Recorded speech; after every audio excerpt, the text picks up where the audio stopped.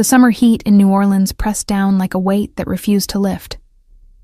Even at 9 in the evening, the air inside Riverview Restaurant clung thick and damp, carrying the scent of butter, garlic, and something sharper, sweat mixed with expensive cologne. Lena Cortez had been on her feet for 11 hours straight, moving between tables with the practiced efficiency of someone who'd learned to read people before they even opened their mouths. Her lower back ached, her calves burned, and the fake smile she'd perfected over 3 years of service work had started to crack around the edges. But she couldn't afford to slow down. Not tonight. Not when tips determined whether she'd make rent or spend another week dodging her landlord's calls. The dining room hummed with the usual Friday night chaos. Businessmen loosening ties after closing deals, tourists snapping photos of their shrimp etouffee, couples leaning across candlelit tables pretending they still had something to say to each other. Lena navigated it all with mechanical precision, her tray balanced perfectly, her responses timed to the second. She'd become invisible in the way all good servers learn to be, present enough to anticipate needs, absent enough not to intrude on private moments. That's why she noticed him immediately. Table 12, corner booth, half hidden by the decorative screen that separated the main floor from the quieter section, reserved for regulars who paid extra for discretion. Damien Levesque. She'd served him before, 3 times in the past 2 months. Always the same routine. He arrived exactly at 8:30, always alone except for the bodyguard who sat 1 table over, always ordered the ribeye medium rare with a single glass of Bordeaux, always left precisely 20%. Never $1 more or less. He never raised his voice, never snapped his fingers for service, never made a scene. And yet every staff member knew to handle his table with surgical care, because the few times someone had made a mistake, brought the wrong wine, interrupted at the wrong moment, they'd been transferred to different shifts within days. Not fired, just moved. As if an invisible hand had reached in and rearranged the schedule without explanation. Lena had learned not to ask questions about men like Damien Levesque. In a city where half the powerful families had roots tangled in things polite society didn't discuss, survival meant keeping your eyes down and your observations to yourself. She knew he was someone important in ways that didn't appear on tax returns. She knew the slight Italian accent that colored his English hinted at connections that stretched across the Atlantic. She knew the custom suits he wore cost more than she made in 6 months, and she knew that tonight, something was different. It started with the bodyguard, Marcus. That's what Damien called him, the one time she'd overheard their brief exchange 3 weeks ago. Tall, broad-shouldered, with the kind of stillness that came from military training or worse. He usually sat with perfect posture, eyes constantly scanning the room, hands resting on the table in a way that suggested he could reach for a weapon in under a second. But tonight, Marcus was fidgeting. Lena caught it on her 3rd pass through the section, the way his right hand kept moving to his jacket pocket, then pulling away, the way his jaw clenched when Damien spoke to him, the way his eyes tracked not the room's entrances like usual, but the back exit near the kitchen, the one staff used for smoke breaks and deliveries. She told herself she was imagining things, that 11 hours on her feet had turned normal behavior into paranoid pattern recognition, that men like Marcus probably had 1,000 reasons to be tense that had nothing to do with her or anyone else in this restaurant. But then she saw the envelope. It happened during the dinner rush, when the noise level peaked and everyone's attention was fragmented across a dozen simultaneous demands. Lena had just delivered appetizers to table 9 when she turned and caught it. Marcus leaning slightly toward a man who'd approached from the direction of the restrooms, a stranger she'd never seen before.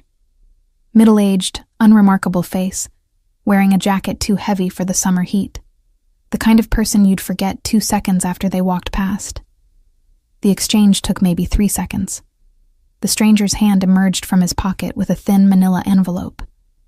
Marcus's hand moved to accept it, the motion smooth and practiced, tucking it inside his jacket in a single fluid gesture before his arm returned to rest on the table as if nothing had happened. Lena's heart kicked hard against her ribs. She forced herself to keep moving, to deliver the water pitcher to table 7, to laugh at the tourists' joke about alligators in the French Quarter, to maintain the performance of normalcy even as her mind raced through possibilities. Maybe it was nothing. Maybe it was legitimate business. Maybe she'd misread the entire situation, and the paranoia of working in a city where everyone seemed to have secrets was finally catching up with her. But she couldn't shake the feeling, and as the evening wore on, the signs multiplied. Marcus checking his phone under the table, quick glances, thumb moving across the screen in rapid bursts, the kind of texting someone does when they're coordinating something in real time. Marcus avoiding eye contact with Damien, even when directly addressed, answering in monosyllables instead of his usual crisp acknowledgments. Marcus's leg bouncing under the table, a nervous rhythm that didn't match the calm, controlled persona he'd always projected before. And most telling of all, Marcus looking at his watch. Not once, not twice, but 6 times in the span of 20 minutes, each glance lasting just long enough to track the movement of time with the focus of someone counting down to a deadline. Lena had grown up in a neighborhood where you learned to read danger in the tilt of someone's shoulders, the shift in their voice, the moment when casual attention became predatory focus. She'd survived 3 years of service work by knowing when a customer's anger would stop at rudeness and when it would escalate into something that required the manager's intervention. She'd developed instincts that had kept her safe in situations where hesitation could cost everything. And every single one of those instincts was screaming that Marcus was a man waiting for something to happen, something planned, something soon. She thought about the envelope again, about the stranger who'd delivered it with the practiced ease of someone completing a transaction, about the way Marcus had accepted it without surprise, as if he'd been expecting it. Payment for services rendered, or services about to be rendered. The thought crystallized with sudden, horrible clarity. Marcus wasn't protecting Damien tonight. He was delivering him. Lena's hands shook as she picked up the dessert menus. This wasn't her problem. She was a waitress, not a bodyguard, not a detective, not someone who got involved in whatever dark business happened in the shadows of men who wore $10,000 watches and commanded rooms with silence. Getting involved would be stupid, dangerous, potentially fatal. But she couldn't unknow what she'd seen, couldn't unsee the patterns, couldn't ignore the countdown happening at table 12, where a man who'd never shown her anything but distant politeness was sitting completely unaware that his own protection had turned against him. Lena retreated to the kitchen under the pretense of checking on orders, her pulse hammering so hard she could feel it in her fingertips.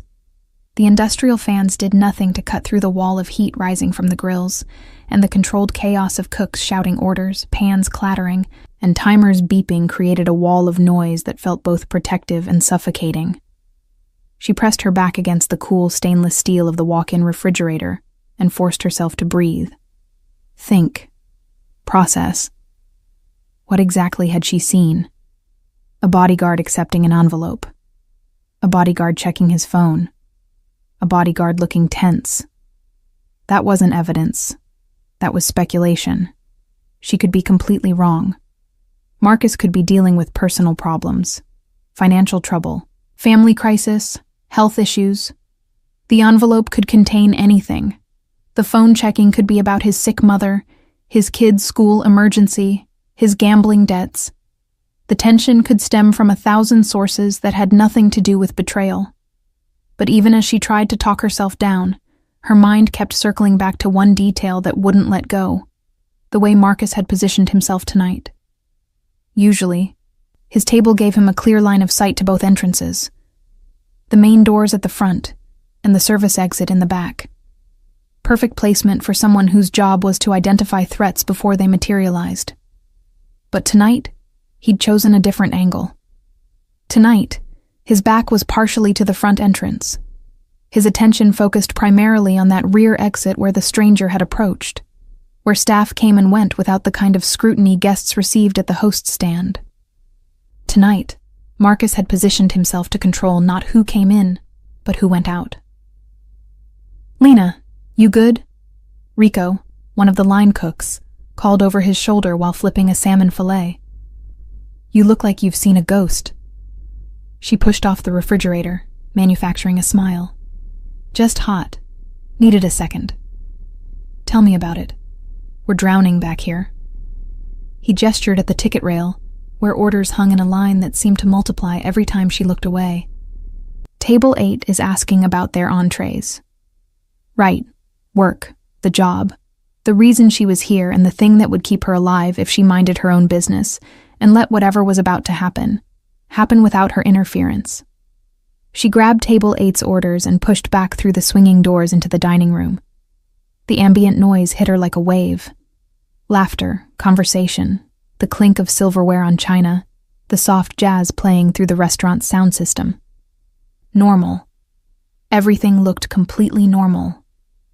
Except Table 12, where Damien was cutting his ribeye with precise, economical movements, and Marcus was staring at his phone again, thumb scrolling, jaw tight. Lena delivered the entrees to Table 8, accepted their thanks with automated warmth, and found herself drifting closer to Table 12 under the pretense of checking water glasses in that section.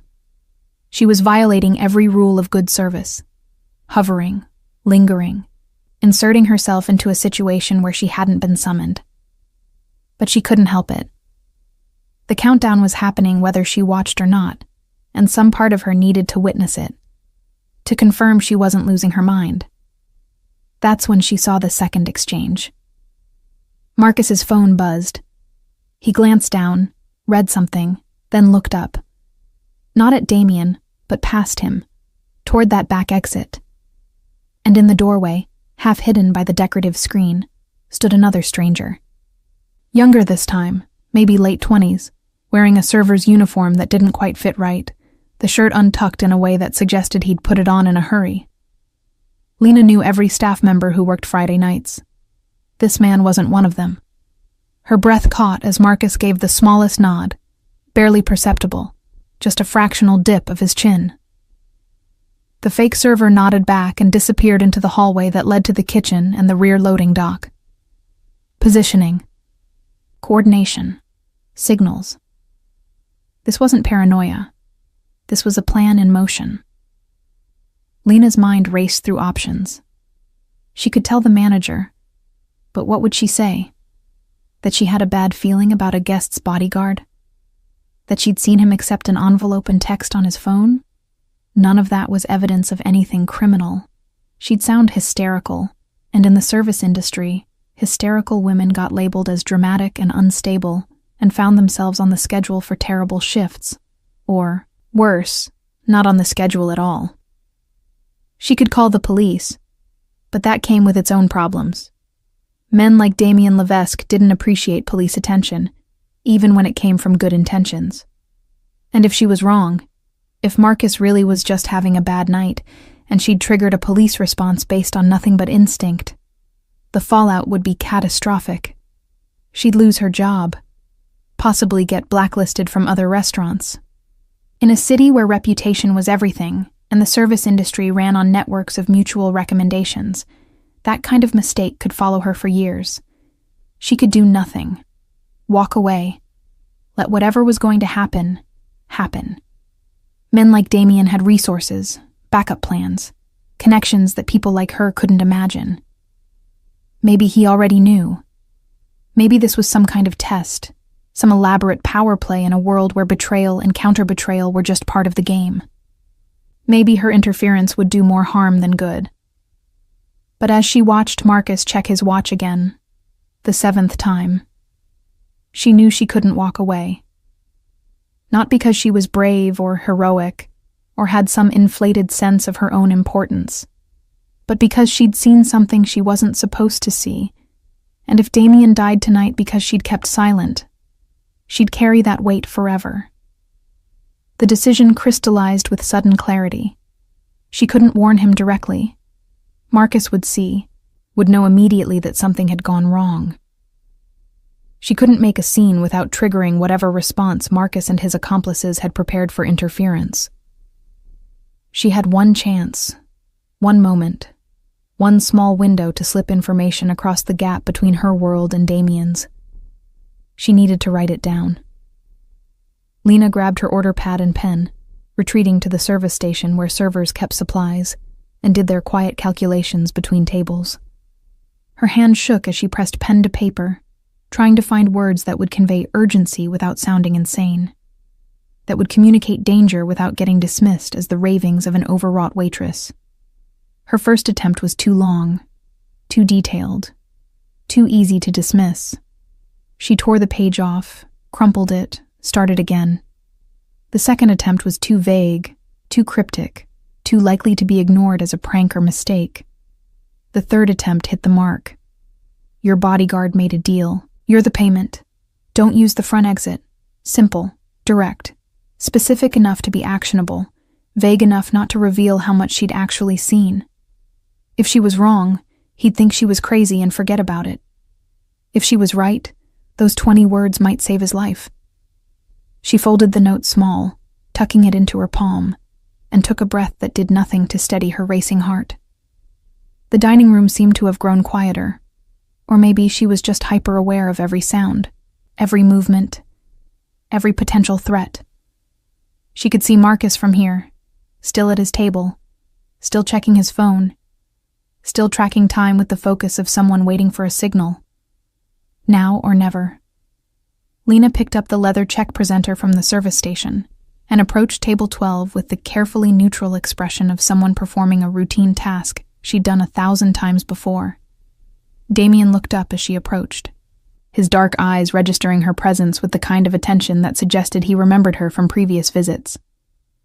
He had that quality some people possessed, the ability to make you feel like the only person in the room, even when his focus lasted only seconds.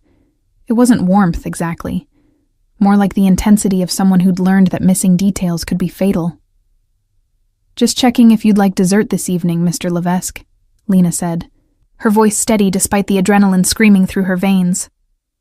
"Or I can bring your check whenever you're ready." The check would be fine. His accent gave the words a musical quality that didn't match the hardness in his eyes. "Thank you." She set the leather presenter on the table, her hand positioning it so the edge touched his water glass. A normal placement. Nothing unusual about it. Except that folded inside, beneath the printed receipt, was the note that could either save his life or destroy hers. Marcus glanced up from his phone, his gaze tracking her movements with sudden, sharp attention. She met his eyes for just a second, long enough to be polite, not long enough to suggest she knew anything, and then turned away, walking back toward the service station with measured steps that took every ounce of control to maintain. Don't run. Don't look back. Don't give anything away. She made it 3 steps before her legs started to shake. 5 steps before she had to grip the edge of a chair to steady herself. 7 steps before she reached the relative safety of the service station and pressed her forehead against the cool metal of the coffee machine, willing her heart to slow down.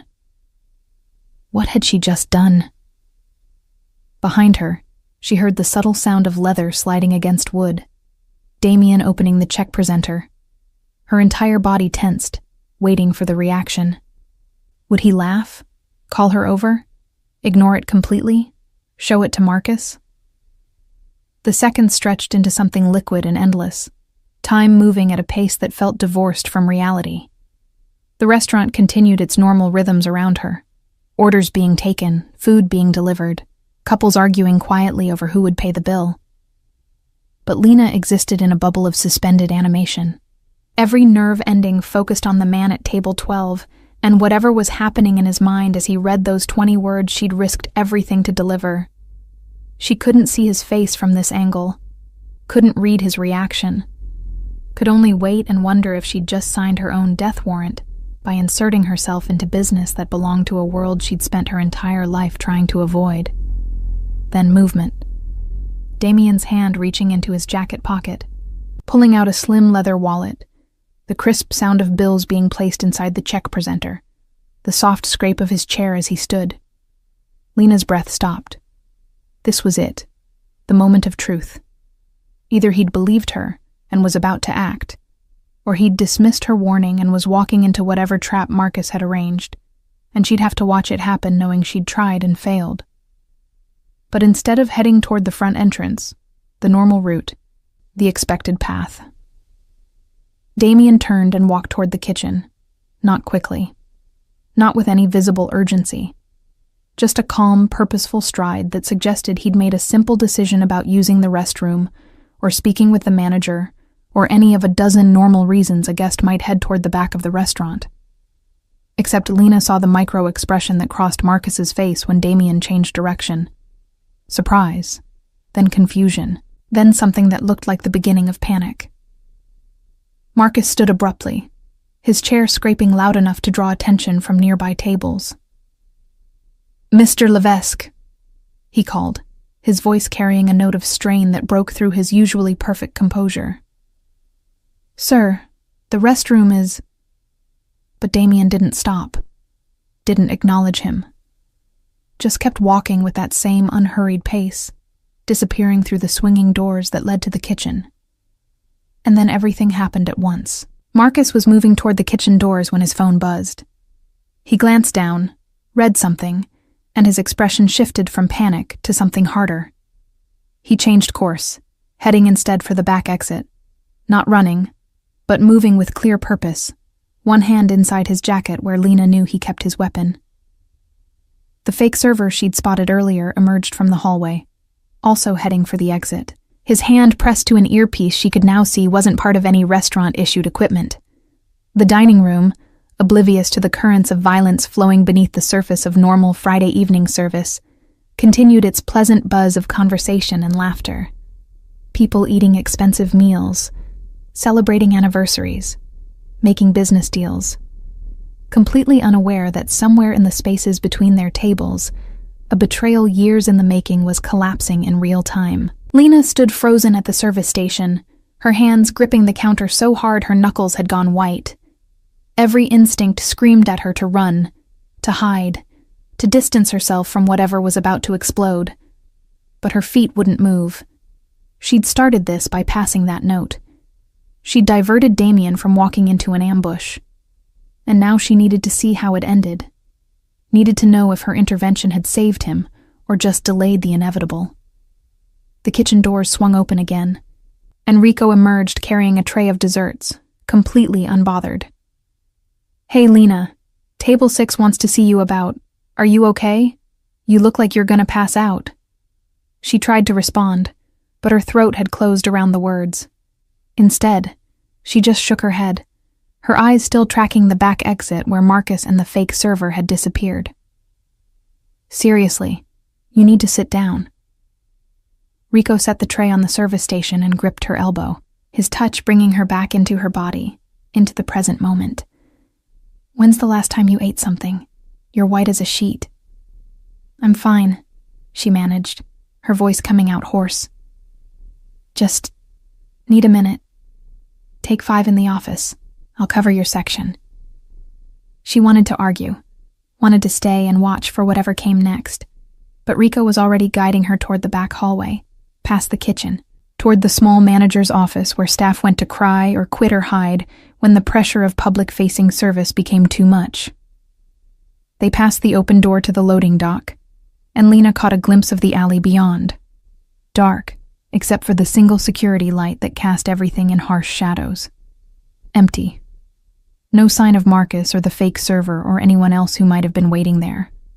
No sign of Damien either. Rico deposited her in the manager's office with instructions to drink water and breathe, then disappeared back toward the dining room. Lena sank into the battered desk chair and stared at the wall calendar without seeing it, her mind replaying the last 10 minutes on a loop, searching for clues about what happened after Damien walked through those kitchen doors. Had he slipped out through the loading dock? Did he have backup she hadn't seen? Was he already dead in some alley, her warning arriving too late to change anything? Or had he known all along? Had her note simply confirmed suspicions he'd been harboring for weeks, giving him the final piece of information he needed to act first, instead of waiting to be acted upon? She didn't know. Had no way of knowing. And the not knowing felt like drowning in slow motion. The office door opened without warning, and Lena's head snapped up, her heart launching into her throat as she prepared for... She didn't even know what. Marcus coming to eliminate the witness? The police wanting to question her? The manager firing her for causing some kind of disturbance she still didn't fully understand. But it was just Sarah, the hostess, poking her head in with a concerned expression. "Hey, you okay? Rico said you weren't feeling well." "Yeah, just needed a minute." Lena forced herself to stand, to move, to return to the performance of normalcy, even though nothing felt normal anymore. "I'm good now. Back to work."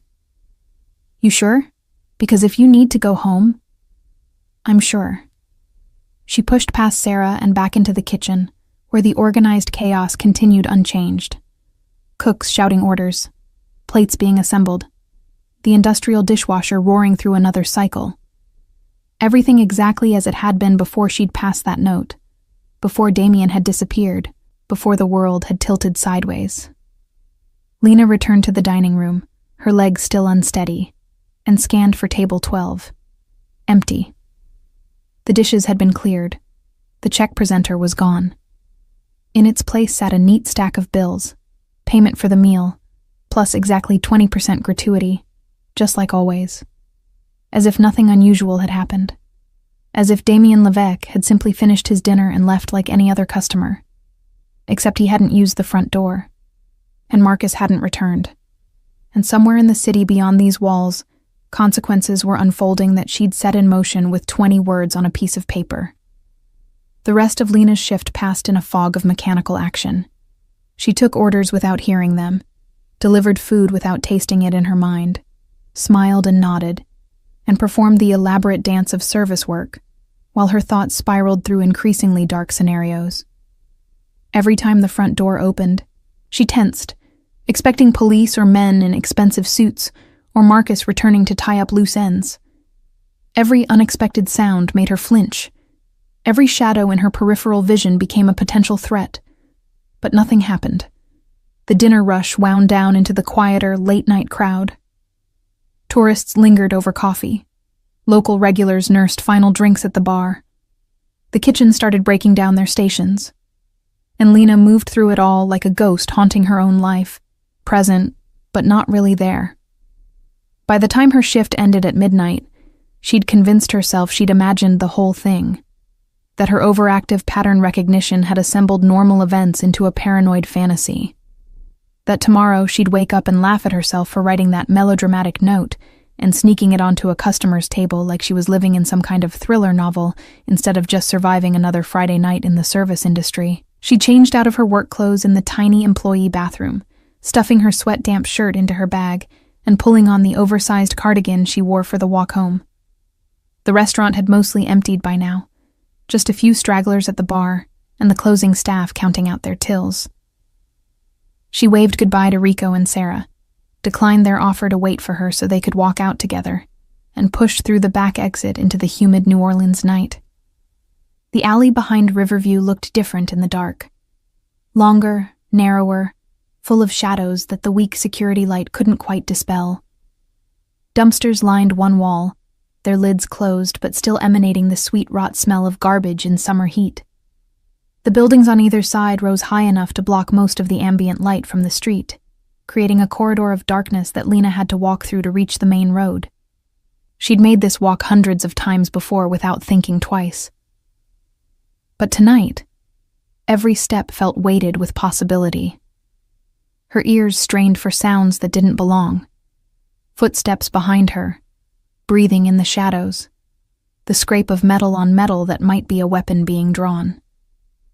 Her keys were already between her fingers, the makeshift weapon of women who'd learned to be ready for violence that might come from any direction. But the alley remained quiet, except for the distant sound of traffic on the main road, and the closer sound of her own footsteps echoing off brick walls. She reached the street without incident, turned right toward the bus stop, and started to breathe easier. Maybe she really had imagined it. Maybe Damien had just wanted to avoid the crowds at the front entrance. Maybe Marcus had stepped out for a phone call. Maybe the fake server had been a new hire she simply hadn't met yet. Maybe the envelope had contained insurance documents, or a birthday card, or something completely innocuous that her overactive imagination had transformed into evidence of conspiracy.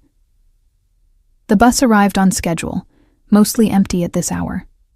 Lena collapsed into a seat near the back and let her head rest against the window, exhaustion finally catching up with her now that the adrenaline had burned off. Her apartment was only 4 stops away, 20 minutes, and she'd be home. She'd deadbolt the door, take a shower hot enough to strip away the smell of the kitchen, and sleep for the next 12 hours straight. She almost made it. The bus was pulling up to her stop when she saw the car. Black sedan, expensive, parked directly in front of her building with the engine running. Not idling like someone waiting for a passenger. Running like someone ready to move quickly if needed. Lena's hand tightened around her bag strap. It could be nothing. Could be someone visiting a neighbor. Could be a rideshare waiting for their customer. Could be completely unrelated to her or Damien or anything that had happened tonight. But she didn't believe in coincidences anymore. She stayed on the bus past her stop, riding it 3 more blocks before getting off and walking back through side streets, approaching her building from a different angle. The sedan was still there, still running. And as she got closer, hugging the shadows of the buildings across the street, she could make out the silhouette of someone sitting in the driver's seat. Too dark to see details, but the posture was wrong. Too alert, too focused, like someone on a job rather than someone killing time. Lena's apartment was on the 3rd floor of a building with no back entrance. To get inside, she'd have to walk past that car, past whoever was sitting in it, past whatever reason they had for being there. Her phone was in her bag, charged but suddenly feeling useless. Who would she call? The police? To report a parked car? That would go nowhere. A friend? To come rescue her? She didn't have anyone close enough for that. Hadn't built those kinds of relationships in the 3 years since she'd moved to New Orleans for a fresh start, that had turned into just another version of barely surviving. She stood in the shadow of a closed storefront, trying to decide what to do, when the car door opened. A woman got out. Tall, professional, wearing slacks and a blazer despite the heat. She walked directly to Lena's building entrance, pressed a button on the intercom system, waited. When no one answered, because Lena wasn't home to buzz her in, she pulled out her phone and made a call. 30 seconds later, Lena's phone buzzed in her bag. Unknown number, local area code. Her hand shook as she pulled it out and stared at the screen. Let it ring once, twice, 3 times. If she didn't answer, would they leave, or would they wait? And if they waited, how long until they got tired of waiting and decided to take more direct action? On the 4th ring, she answered. Hello? Miss Cortez. A woman's voice, calm and professional, like a lawyer or a very expensive personal assistant. My name is Victoria.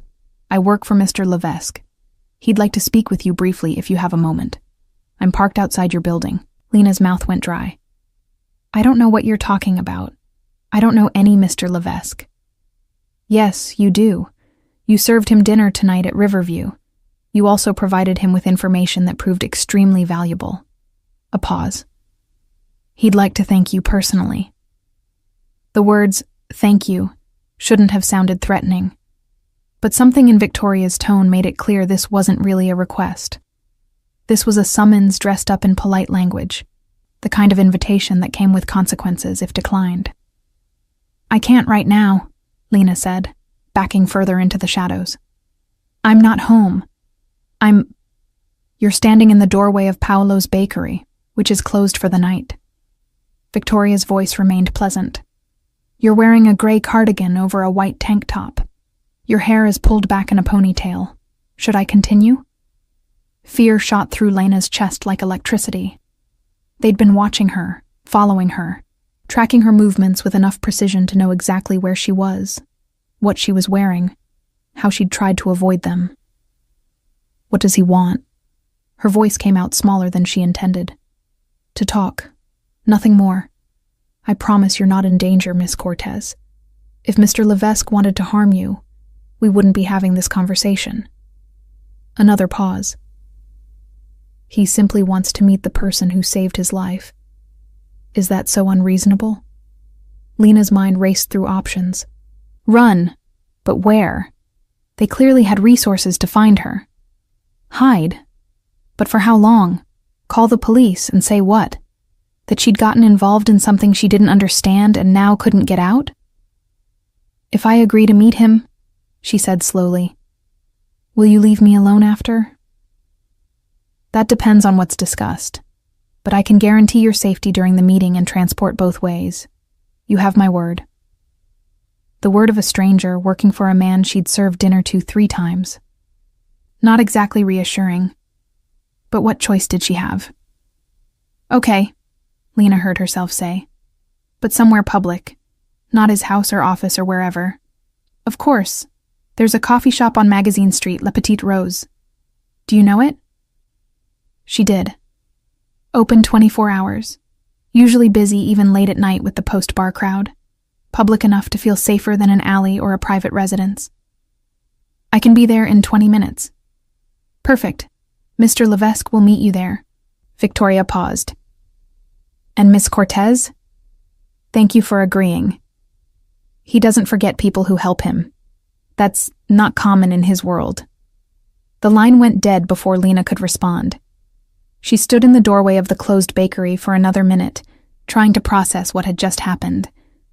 Then she pulled her cardigan tighter around her shoulders and started walking toward Magazine Street, toward La Petite Rose, toward a meeting with a man whose life she'd saved, but whose world she didn't understand, toward consequences she couldn't predict and couldn't avoid. La Petite Rose occupied a corner location with floor-to-ceiling windows that spilled warm light onto the sidewalk. Even at 1 a.m, it bustled with activity. Students bent over laptops, musicians unwinding after late-night gigs, insomniacs seeking company and caffeine. The familiar smell of espresso and baked goods hit Lena as she pushed through the door, and for a moment, she almost convinced herself this was just another late-night coffee run. Nothing unusual about it. Then she saw him. Damien sat alone at a corner table, positioned so his back was to the wall, and he had a clear view of both entrances. No bodyguard this time. No Marcus to watch his blind spots. Just him, wearing a simple black shirt and slacks, looking like any other customer except for the way he held himself. That particular stillness that suggested coiled violence barely restrained. He saw her immediately, his dark eyes locking onto hers across the crowded coffee shop. He didn't smile, didn't wave, just gave the smallest nod, an acknowledgement that said, I see you. I've been waiting. Lena forced her feet to move, navigating between tables until she stood in front of him, her hands clutched around her bag strap like it might anchor her against whatever was coming. Sit, he said. Not a command exactly, but not a request either. The kind of statement that assumed compliance. She sat. Up close, she could see details she'd missed during their brief interactions at the restaurant. The faint scar along his jawline, mostly hidden by the careful grooming of his beard. The silver ring on his right hand, engraved with symbols she didn't recognize. The way his eyes tracked not just her, but everything around them. The couple arguing 2 tables over, the barista wiping down the counter, the guy who'd just walked in and was now ordering at the register. He was always watching, always assessing, living in a state of permanent vigilance that must be exhausting. You want coffee? He asked. I want to know why I'm here. A slight smile touched his lips, there and gone in an instant. Fair enough. You're here because you did something tonight that very few people would have the courage, or the stupidity, to do. He leaned forward slightly. You warned me. Why? Lena's mouth felt dry despite the humid air. I saw something that didn't feel right. I thought you should know. What exactly did you see? She hesitated, unsure how much to reveal, how much he already knew. Your bodyguard, Marcus. He was acting strange all night, nervous, checking his phone constantly, looking at his watch like he was tracking time. And I saw him accept an envelope from someone I didn't recognize. Then later, I saw him signal to a guy wearing a server uniform that didn't fit right. She paused. It looked like they were coordinating something, and you were the target. Damien listened without interruption, his expression neutral, giving nothing away. When she finished, he was quiet for a long moment, his fingers drumming once against the table, a brief release of some internal energy. "You have good instincts," he said finally. "Everything you saw was accurate. Marcus had been offered a substantial amount of money to deliver me to people who've wanted me dead for 3 years. Tonight was supposed to be the night." He paused. "Your note gave me the 30 seconds I needed to change the outcome. What happened to him? To Marcus? What happens to traitors in my line of work?" His voice carried no emotion, just stating a fact. "You don't need details." Lena's stomach turned, but she forced herself not to look away. "And the people who hired him?" "Also handled. They won't be a problem anymore." He tilted his head slightly, studying her. "You're afraid of me." "Yes." "Good. Fear is honest." He leaned back in his chair. "But you should also know that I don't hurt people who help me. You saved my life tonight. That creates a debt. I don't want anything from you." "I know. That's why I'm offering." He pulled something from his pocket and set it on the table between them. A small black box, the kind that might hold jewelry. "Open it." Lena stared at the box like it might contain a bomb. "What is it?" "Open it and see." Her hand shook as she picked it up and lifted the lid. Inside, nestled in black velvet, was a pendant, heavy metal, intricately carved with a symbol that looked like a stylized crown merged with a wolf's head. The craftsmanship was extraordinary, the kind of thing that cost more than she made in a year. "That mark represents protection," Damien said quietly. "Anyone in New Orleans who knows what it means will know you're under my protection. They'll leave you alone. More than that, if you ever need help, real help, you show that to the right people, and they'll move heaven and earth to give you whatever you need." "I can't accept this." "You already did, the moment you passed me that note." His voice was gentle but immovable. "You inserted yourself into my world, Lena. You don't get to pretend you didn't. But since you did it to save me rather than hurt me, I'm making sure you're protected from the consequences." She closed the box, her fingers trembling. "What consequences?" "People will know you warned me. Word travels in certain circles. Some might see you as an asset, others as a threat. The pendant ensures everyone knows which one you are." He paused. "You're protected. That's not negotiable." The weight of it settled over her like a physical thing. The knowledge that her life had changed irrevocably, that she'd crossed a line she could never uncross. She'd meant to save one man's life. She hadn't considered what it would cost her to do it. "Why?" she asked, her voice barely above a whisper. "Why does it matter so much? You don't know me. I'm nobody. You're somebody who saw something wrong and did something about it, even though it was dangerous. Even though you had nothing to gain. That's not nobody." His eyes held hers with an intensity that made it hard to breathe. "People in my world don't operate that way. They calculate. They leverage. They turn every action into a transaction. You didn't. You just acted because you thought it was right." He paused. "That's rare. Worth protecting." Lena looked down at the box in her hands, at the pendant that represented a protection she'd never asked for and couldn't refuse. "What happens now?" "Now you go home. You wear the pendant or don't. Your choice, though I recommend you do. You go back to your life. Nothing changes unless you need it to." He stood, smoothing his shirt. "But you should know. I don't forget debts. If you ever need anything, you have a way to reach me now." "How?" He pulled a card from his wallet and set it on the table. Plain white, no logo, just a phone number embossed in black. "That's a direct line. It's always answered. You call, someone will find me."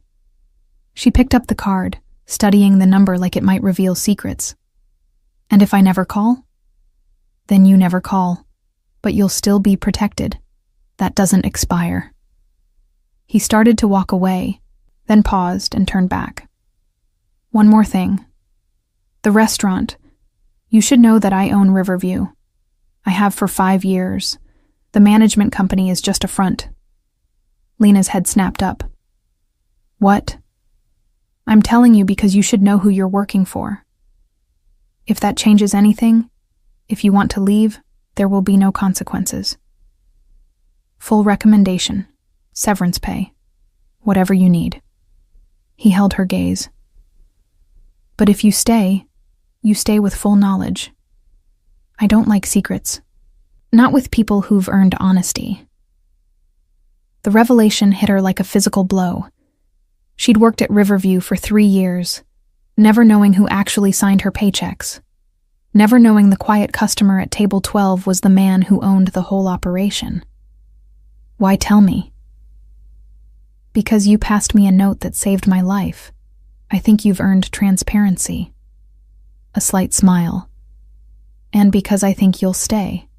You're tougher than you look." He walked out of the coffee shop without looking back, leaving Lena sitting alone with a pendant, worth more than she'd make in a decade, and a phone number that connected her to a world she'd spent her whole life trying to avoid.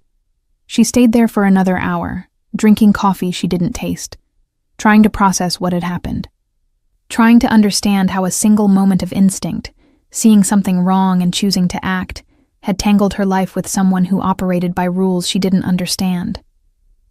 Eventually, she walked home. The black sedan was gone from outside her building. The street looked normal, quiet, empty except for the occasional car passing through. She climbed the 3 flights to her apartment, deadbolted the door behind her, and sat on her worn couch staring at the black box sitting on her coffee table. The pendant glinted in the dim light from her kitchen, beautiful and dangerous and impossible to ignore. After a long time, she opened the box and lifted out the pendant. The metal was cold against her palm, heavier than she'd expected. She studied the intricate carving. The crown merged with the wolf, power and predator combined into a single symbol. Then, she clasped it around her neck.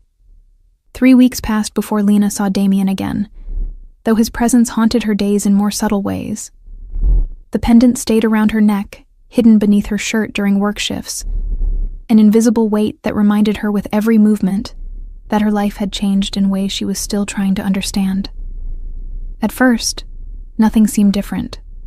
She went to work, took orders, delivered food, collected tips. The other servers noticed nothing unusual about her. Why would they? She looked the same, acted the same, smiled the same professional smile while recommending the salmon or explaining that yes, they could absolutely make the pasta without garlic. But Lena noticed the differences. The way certain customers looked at her with sudden recognition when the pendant shifted beneath her shirt, and they caught a glimpse of the chain. The way conversations at nearby tables sometimes stopped when she approached. The way the manager started giving her the better sections, the more generous clients, without explanation. And the cars. Always the cars. Not the same one every time. That would have been too obvious. But she started recognizing the pattern. A dark SUV idling half a block from the bus stop when she left work late. A sedan parked across from her building in the mornings when she left for her shift. Different vehicles, different drivers, but always the same careful distance, always the same watchful presence. She was being protected, watched, guarded by invisible handlers who never approached, never spoke, but made sure she was never truly alone. It should have felt suffocating. Instead, it felt like the first time in her adult life that she could walk home at night without keys between her fingers, could zone out on the bus without constantly scanning for threats, could exist in the world without the low-level anxiety that had been her constant companion since she'd moved to New Orleans 3 years ago. The pendant had made her safe. But it had also marked her as something different, something set apart from the normal flow of life in the service industry. Rico noticed first. "You got a boyfriend?" he asked one night during the post-dinner lull, his tone casual, but his eyes too sharp. "Because I swear I've seen the same car dropping you off twice this week." "Just a friend giving me rides," Lena said, which was technically true. One of her invisible guardians had started offering transportation when the weather turned bad, or her shift ended particularly late. "Uh-huh." Rico didn't look convinced. "Well, your friend drives a car that costs more than my entire annual salary, so either you've moved up in the world, or you're into some stuff I don't want to know about." "The second one," Lena said with a slight smile. "Definitely the second one." Rico laughed and let it drop, but she caught him watching her sometimes with an expression that mixed concern and curiosity. He wasn't the only one. Sarah, the hostess, had started asking if everything was okay. One of the line cooks had mentioned seeing her talking to some serious-looking people in the alley during her break. Rumors were building. Not dangerous ones yet, but the kind of low-level gossip that preceded bigger questions. How long until someone connected her to the night Marcus disappeared? How long until someone noticed the way certain customers treated her differently? How long until the protection became a problem instead of a shield? The answer came on a Tuesday night, 3 weeks and 4 days after the incident, when Damien walked into Riverview without a reservation and sat in her section. Alone again. No bodyguard, no obvious security. Just him, taking the same corner booth he'd occupied the night everything changed, looking at her with those dark eyes that saw too much. Lena's hands shook as she poured his water. "Back to your usual table. Old habits." He accepted the water with a nod. "How have you been?" "Fine. Busy." She pulled out her order pad, falling back on professional routine because it was the only thing that felt stable. "Can I start you with—" "Sit down, Lena." "I'm working." "I own the restaurant. Sit down." She glanced around. The dining room was half full, early dinner crowd, nothing requiring immediate attention. Slowly, she slid into the booth across from him, her body tense, ready to spring up the moment someone needed her. "You're wearing it," Damien said, his eyes flicking to where the chain was visible above her collar. "Good. I didn't think I had a choice." "You always have a choice, but you made the right one." He leaned back, studying her. "You've noticed the protection." "Kind of hard to miss." She kept her voice low. "People are starting to ask questions. Let them ask. The answers won't hurt you." "Won't they?" She leaned forward. "I'm a waitress who suddenly has expensive cars following her around, and customers treating her like she's someone important. That creates attention. Attention creates problems. Only if you're vulnerable. You're not." He paused. "But I understand your concern. That's actually why I'm here. We need to talk about what comes next." Lena's stomach dropped. "Next? You can't exist in my world and yours simultaneously forever. Eventually, you'll need to choose." His voice was gentle but firm. "Stay at the restaurant, keep your normal life, maintain the protection from a distance. Or," he let the word hang, "or what? Or step further in. Work for me directly. There are positions in my organization that require someone with your particular talents, pattern recognition, attention to detail, the ability to see what others miss." He held her gaze. "You'd be compensated appropriately, protected absolutely, but you'd also be part of my world in a way that can't be undone." "I don't know anything about your world." "You know enough, and you can learn the rest." He paused. "I'm not pressuring you. But I wanted you to understand the option exists. You save my life. That means you have value to me beyond just moral debt." Lena's mind raced. A month ago, she'd been a waitress trying to make rent. Now she was sitting across from a Mafia boss, because that's what he was. She'd stopped pretending otherwise. who was offering her a job that would fundamentally change everything about her life. "Why me?" she asked. "You have hundreds of people who work for you. Why offer this to someone who knows nothing?" "Because people who know nothing haven't been corrupted yet. Because you did the right thing without calculating the benefit. Because I think you're capable of more than serving ribeye to tourists." He leaned forward slightly. "And because I think you're tired of being invisible. I can see it. The way you move through the world like you're apologizing for taking up space. The way you never ask for anything, never demand respect, never act like you deserve better than whatever scraps life throws at you." His words hit too close to truth Lena had spent years avoiding. "And working for you would fix that? Working for me would give you resources and protection and power. What you do with those things is up to you." He paused. "But yes, in my world, you wouldn't be invisible anymore, for better or worse." She thought about her apartment with the broken air conditioning and the landlord who ignored her calls. Thought about the bus rides and the late shifts and the constant calculation of whether she could afford groceries this week. Thought about the years ahead, repeating this same pattern until her body gave out, or she finally saved enough to start over somewhere else. Then she thought about the pendant around her neck, about the protection that had made the last 3 weeks the safest she'd felt in years, about the way certain doors had started opening just because people recognized that she belonged to something larger than herself. "I need time to think about it," she said finally. "Of course, there's no deadline." Damien stood, leaving several $100 bills on the table. "But think honestly, Lena. Don't tell yourself you're happy with invisible safety and anonymous protection if what you actually want is to be seen." He walked out, leaving her sitting alone in the booth with those words echoing in her head. The rest of her shift passed in a daze. She took orders, delivered food, smiled at customers, performed all the expected motions while her mind circled around the decision she didn't want to admit she'd already made. Because he was right. She was tired of being invisible, tired of apologizing for existing, tired of living small and safe and careful because taking risks meant exposing herself to dangers she couldn't protect against. But with Damien's protection, with his resources and his power and his world, risk meant something different. Meant possibility instead of threat. 3 days later, she made the call. The line was answered on the first ring. "Miss Cortez, Mr. Levesque has been expecting your call. Tell him I accept." "Excellent.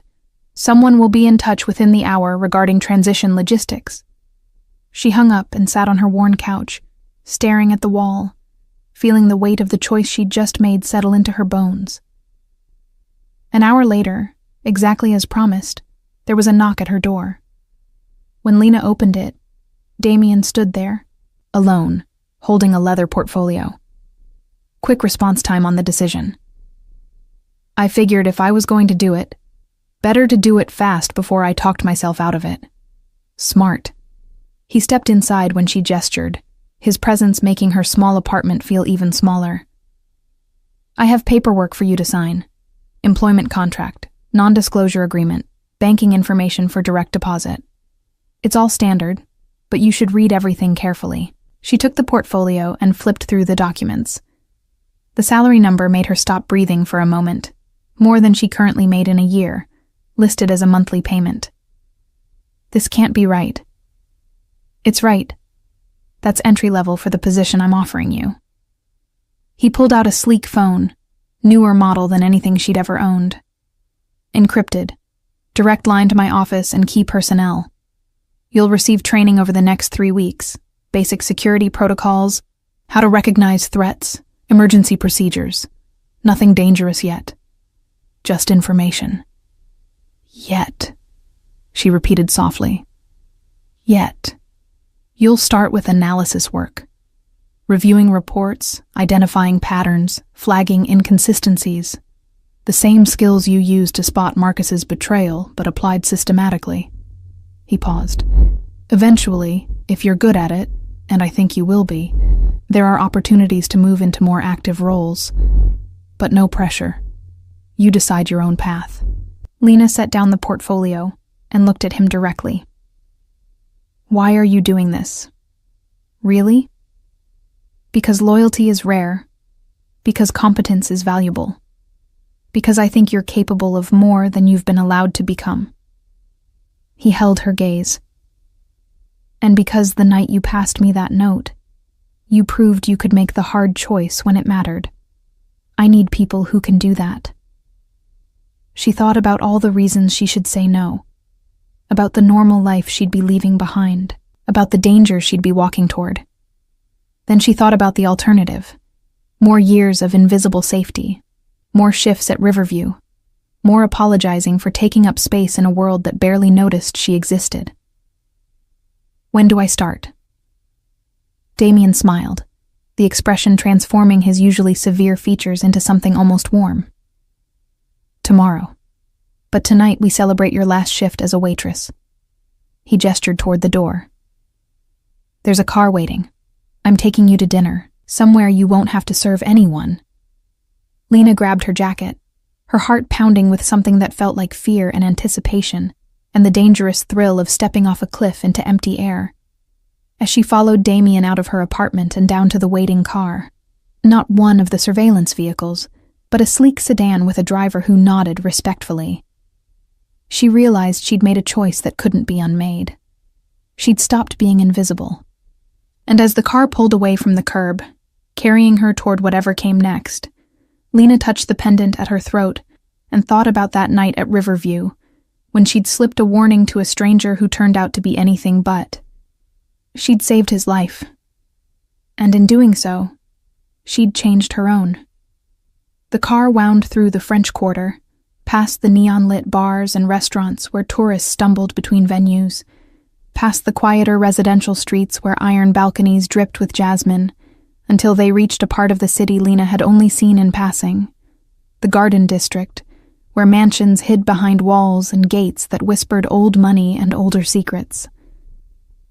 The driver pulled up to a restaurant she'd heard about, but never imagined entering. Commander's Palace. The kind of place where reservations were made months in advance, and a single meal cost what she usually spent on groceries for a week. The building glowed like a Victorian jewel box, its turquoise and white exterior lit dramatically against the darkness, palm trees swaying gently in the warm breeze. I can't go in there dressed like this, Lena said, suddenly aware of her worn jeans and simple cardigan, the practical clothes of someone who'd been expecting to spend the evening signing paperwork in her apartment, not dining at one of New Orleans' most famous restaurants. You're with me, Damien said simply, as if that solved everything. They won't care what you're wearing. He was right. The moment they approached the entrance, the hostess's eyes lit with recognition, not for Lena, but for the man beside her. Mr. Levesque, what a pleasure. Your usual table? Please. They were escorted through the main dining room, past tables filled with well-dressed patrons celebrating anniversaries and closing business deals, up a staircase to a private room on the second floor. Smaller, quieter, with only 3 other tables, all empty. The walls were painted a soft cream, decorated with elegant artwork that probably cost more than Lena's yearly rent. Crystal chandeliers cast warm light across white tablecloths and polished silverware. Their table was positioned by the window, offering a view of the garden below where fairy lights twinkled among the magnolia trees. Damien held her chair, the gesture so natural and practiced that Lena wondered how many women had sat across from him in rooms like this, how many had been charmed by the contrast between his dangerous reputation and his perfect manners. Wine? He asked, as a sommelier appeared with a leather-bound list. I don't know anything about wine. Then I'll choose. He ordered something in French that the sommelier seemed to approve of enthusiastically, then turned his attention back to Lena. You're nervous. I just agreed to completely change my life. Yes, I'm nervous. Good. If you weren't, I'd be worried.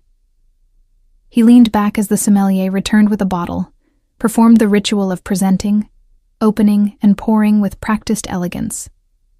When they were alone again, Damien raised his glass. To new beginnings, and to the woman brave enough to trust her instincts. Lena touched her glass to his, the crystal making a pure, clear sound.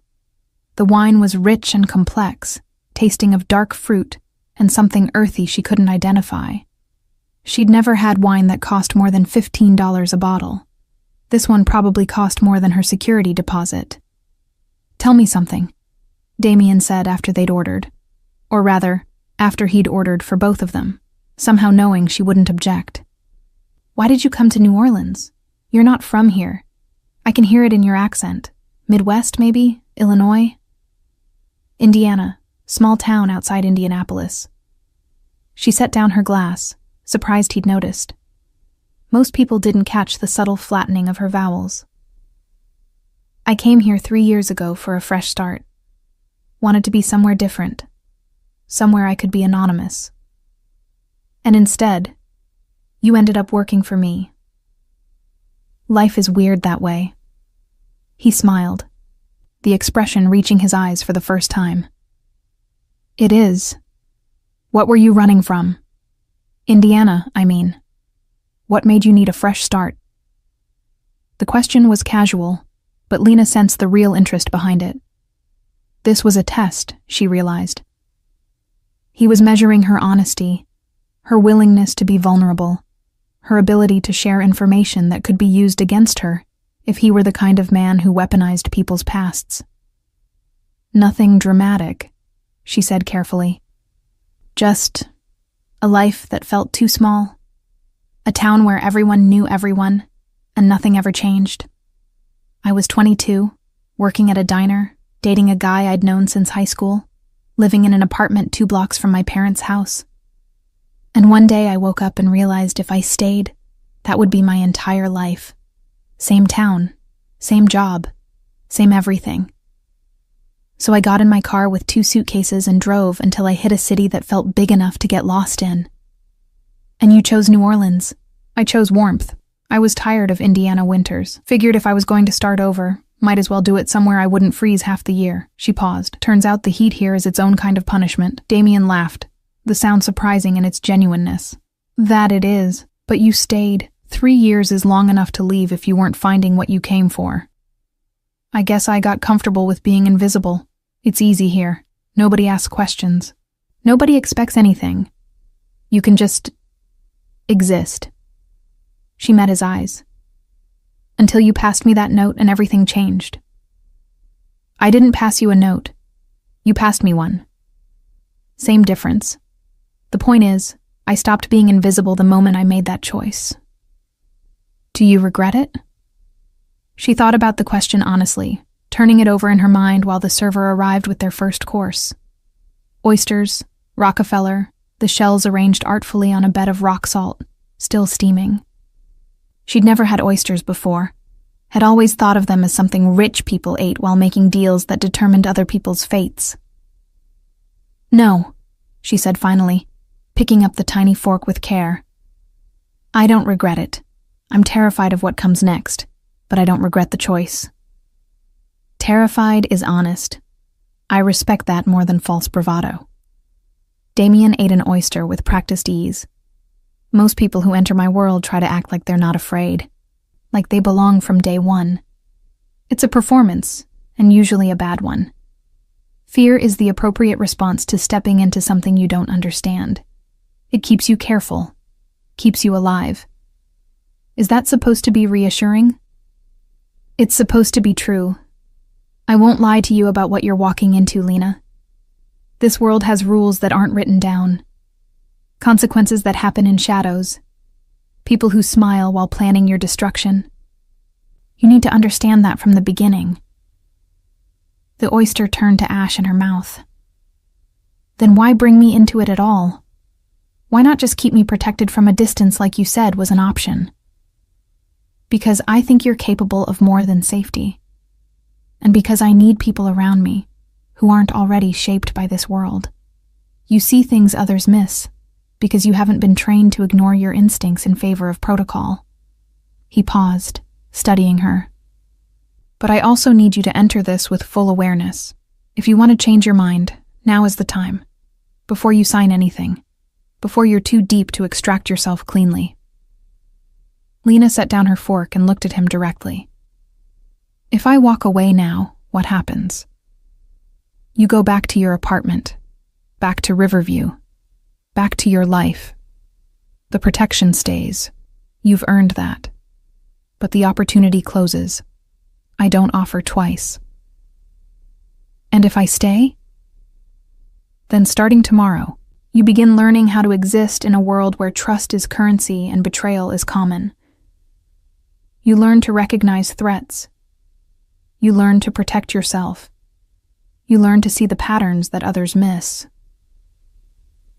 His voice softened slightly.